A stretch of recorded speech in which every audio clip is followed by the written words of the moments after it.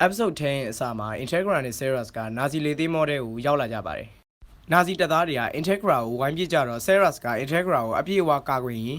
Nazi ကောင်တွေကိုကိစ္စလိုက်တုံးနေပါတယ်။အကုန်လုံးသေသွားတော့ယာရုမြင့် Nazi ကောင်တစ်ကောင်ထက်ရောက်လာပြီး Seras နဲ့ထိတ်တိုက်တွေ့ကြပါတယ်။တနတ်တွေနဲ့စတင်ပြစ်ကြပြီးမိခိုးငွေထဲကနေ Seras ကခုံထွက်လာပြီး Nazi ကောင်ကိုဖမ်းအောင်လိုက်ပါတယ်။ Seras ဖမ်းအောင်လိုက်နိုင်တာ Nazi ကောင်ရဲ့အပေါ်အင်ကြီးပဲပါလာပြီး Nazi ကောင်ကအပေါ်ကနေ Seras ကိုတနတ်နဲ့ပြစ်နေပါတယ်။ Seras ကပြန်တိုက်လိုက်တော့ Nazi ကောင်ကရှောင်ထွက်သွားပြီးဝင်းပလေးပုံစံကိုပြောင်းသွားပါတယ်။ Seras ကိုအောက်ထဲထိရောက်အောင်အားပြင်းတဲ့ကန်ချက်နဲ့ကန်လိုက်ပါတယ်။ Seras ကစိတ်ထဲကနေအင်အားအရန်ကြီးလွန်းလို့မရတော့ဘူးဆိုပြီးတွေးနေတဲ့အချိန်ငကြောက်ကောင်က Seras ရဲ့စိတ်ထဲကနေလက်မလျှော့ဘူးပြောလိုက်တော့ Seras က Nazi ကောင်ရဲ့အနောက်ကိုလှည့်မြန်တဲ့အချိန်နဲ့ချက်ချင်းခုန်လိုက်ပါတယ်။ Seras ရဲ့ကန်ချက်ကိုရှောင်လိုက်နိုင်ပြီးဖန်ဖန်းအကွက်နဲ့ထပ်ပြီးချုပ်လိုက်ပါတယ်။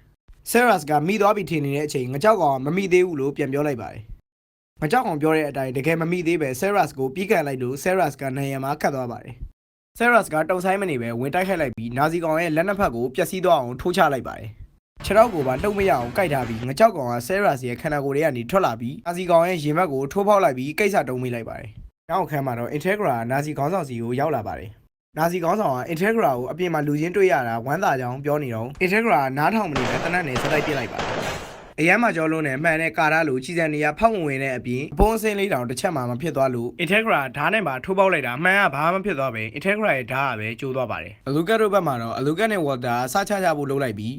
Walter ကအလူကတ်ကိုအရင်နှစ်ပိုင်းဖြတ်လိုက်ပါတယ်။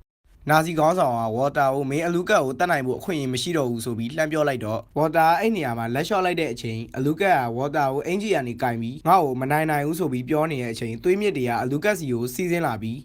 Nazi ခေါင်းဆောင်ကအလူကတ်ကိုမင်းလဲရှုံးမှာပဲဆိုပြီးပြောလိုက်ပါတယ်။အလူကတ်ကငါလားရှုံးရမယ်ဆိုပြီးပြန်ပြောနေတဲ့အချိန်အလူကတ်ရဲ့ခန္ဓာကိုယ်ကတဖြည်းဖြည်းနဲ့ပျောက်ကွယ်လာပါတယ်။ Integra အလူကတ်ကိုဘာလုပ်လိုက်တာလဲဆိုပြီး Nazi ခေါင်းဆောင်ကိုမေးလိုက်တော့အကုန်လုံးဆိုပြီးပြန်ပြောလိုက်ပါတယ်။ Integra အလူကတ်ကိုမျက်လုံးလုံးဝမမိတ်ဘူးအော်ပြောနေပေမဲ့လည်းအလူကတ်ကနှုတ်ဆက်ပါတယ် Integra ဆိုပြီးအပီးအပိုင်းပျောက်ကွယ်သွားပါတယ်။ Integra ဒေါသတွေအကြီးအကျယ်ထွက်နေပါတယ်။ Seras ကပါရောက်လာပြီး Integra Seras ကိုပြစ်ဖို့အမိန်ပေးလိုက်ပြီး Seras ကကာရတဲ့မှန်ကိုတနတ်နဲ့ပြစ်လိုက်ပါတယ်။မှန်ကရိုးရိုးတနတ်နဲ့ကွဲမသွားတော့ AR-88 အမြောက်ကြီးကိုထုတ်လိုက်ပါတယ်။ Nazi ခေါင်းဆောင်ကအဲ့အမြောက်ကြီးကိုမြင်တော့အဲ့ဒါအကောင်းဆုံးပဲအကြိုက်ဆုံးပဲဆိုပြီးပတိပဒါတွေပြောနေပါတယ်။ Seras ကအမြောက်ကြီးနဲ့ပြစ်ဖောက်လိုက်တာမှန်ရောလူရောလေသိမ်းမောကြီးကိုပါဖောက်ထွက်သွားပါတယ်။ Nazi ကောင်ကမသေးသေးပဲ तू က Cyborg ဆိုတာကို Integra နဲ့ Seras ကသိသွားပါတယ်။ Integra မကောင်းဆိုးရလို့ခေါ်လိုက်တော့ Nazi ကောင်ကညင်းပြီးငါကလူပါဆိုပြီးပြန်ပြောလိုက်ပါတယ်။ Nazi ခေါင်းဆောင်ကစစ်တပ်ရအောင်ဆိုပြီးပြောလိုက်တော့ Integra ကသူ့ရဲ့အပေါ်ကုတ်ကိုချွတ်လိုက်ပြီးတနတ်ကိုထုတ်ရင်းပဲအနားကိုတိုးလာပါတယ်။ Nazi ခေါင်းဆောင်ကလည်းတနတ်ကိုထုတ်လိုက်ပြီးအရင်ပစ်လိုက်ပါတယ်။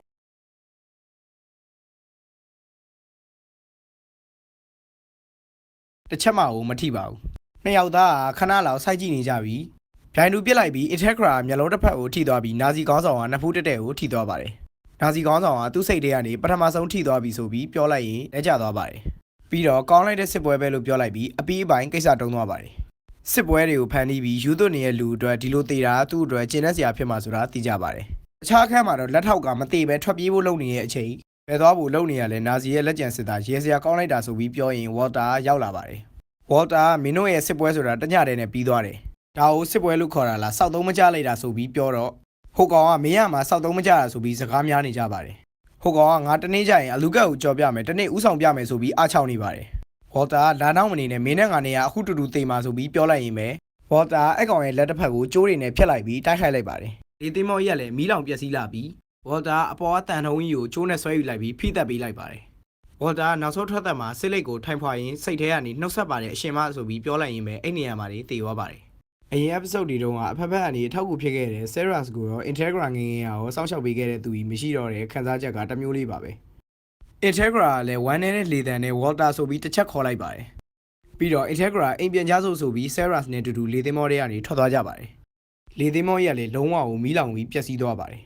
။နောက်အခန်းကိုရောက်သွားပြီးအမျိုးသမီးတစ်ယောက်နဲ့အမျိုးသားတစ်ယောက်ဓာရေးရှင်ချနေပြီးအမျိုးသမီးကနိုင်သွားပါတယ်။နိုင်သွားတဲ့အမျိုးသမီးကတော့အသက်အရွယ်ကြီးသွားတဲ့ Integra ပါ။ Integra Seras ကိုအရင်ထက်ပင်ပန်းကြောင်ပြောနေတော့ Seras ကအဲ့လိုပုံမျိုးမမြင်ဘူးပါဘူးဆိုပြီးပြောလိုက်တော့ Integra မနေမနှက်အမှမှန်ကြည့်လိုက်တာပါးအိတ်တွန့်လာတယ်ဆိုပြီးអော်လိုက်ပါတယ်။ Integra ပါးကိုကြည့်ပြီးဘာကိုတွေးမိလဲဆိုပြီးမေးလိုက်ပါတယ်။ Integra Walter ကိုပြန်တွေးမိပါတယ်ဆိုပြီးတယောက်တည်းတွေပြောနေပါတယ်။ Seras ကအလူကတ်ပုံစံပြောင်းလိုက်ပြီးကြည်စမ်းမှာငါအရှင်အလူကတ်ဆိုပြီးနောက်လိုက်တာ Integra ဖြတ်ကန်လိုက်ပြီးအဲ့အလူကတ်ကောင်အိမ်ကိုလုံးဝပြန်မလာဘူးဆိုပြီးပောက်ကွဲနေပါတယ်။ညဘက်ရောက်တော့ Integra အိတ်နေတဲ့ခရင်နားကိုအလူကတ်ကရောက်လာပြီးတွေးဆုပ်ဖို့လှုပ်လိုက်ပါတယ်